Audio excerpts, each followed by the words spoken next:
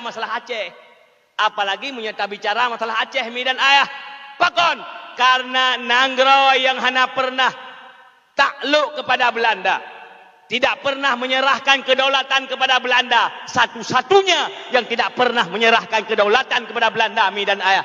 Hana bangsa lain kecuali bangsa Aceh. Hana bangsa lain yang na di Nusantara.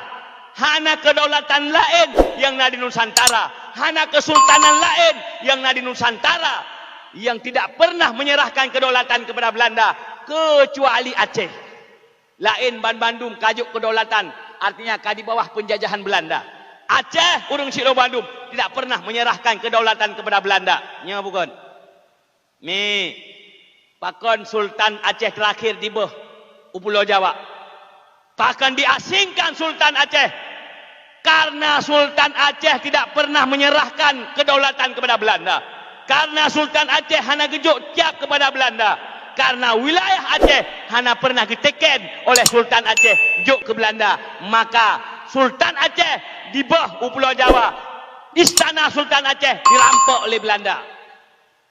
Yang istana Sultan Aceh mi sampai auronyo tanah-tanah keturunan Sultan dirampas oleh Belanda. Duda watai Belanda hana lejuk bak kaki tangan ni. Lejuk bak kaki tangan Belanda. Watai Belanda iwo istana-istana yang lejuk bak pemerintah tambungan Belanda.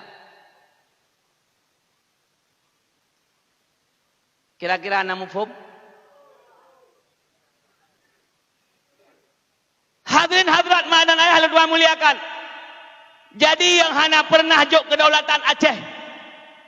Maka mak dan ayah Sultan Aceh di bawah. Maka istana Sultan Aceh dirampas. Seandainya Sultan Aceh mak dan ayah takluk kepada Belanda, Sultan Aceh akan dijuk jabatan di Aceh.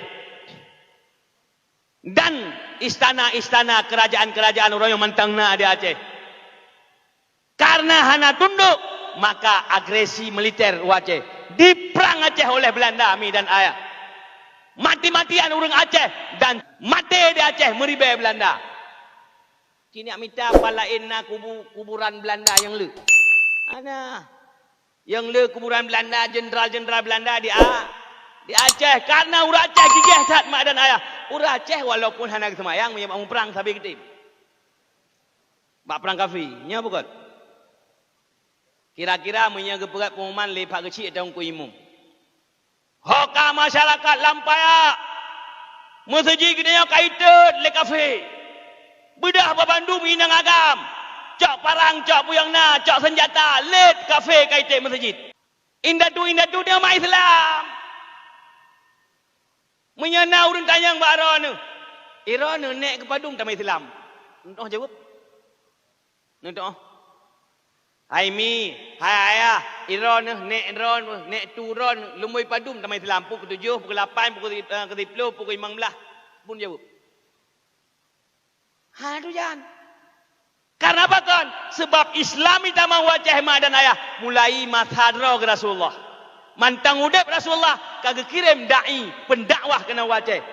Orang Silo Bandung. Maka orang Silo Bandung otak kuburan-kuburan di Aceh Bandung uronyo. Yang nak tanda kuburan orang Islam kecuali bak kuburan Belanda, bak kuburan Cina yang lain.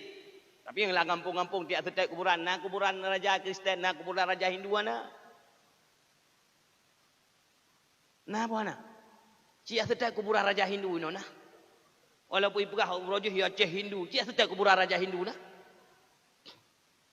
Ana kuburan-kuburan awai, kuburan aulia-aulia, kuburan para syuhada, kuburan raja-raja, kuburan sultan-sultan. Nah, ke kuburan orang Islam. Artinya, tep-tep kau Aceh kamu Islam mak dan ayah. Kamu keturunan, maka keturunan itu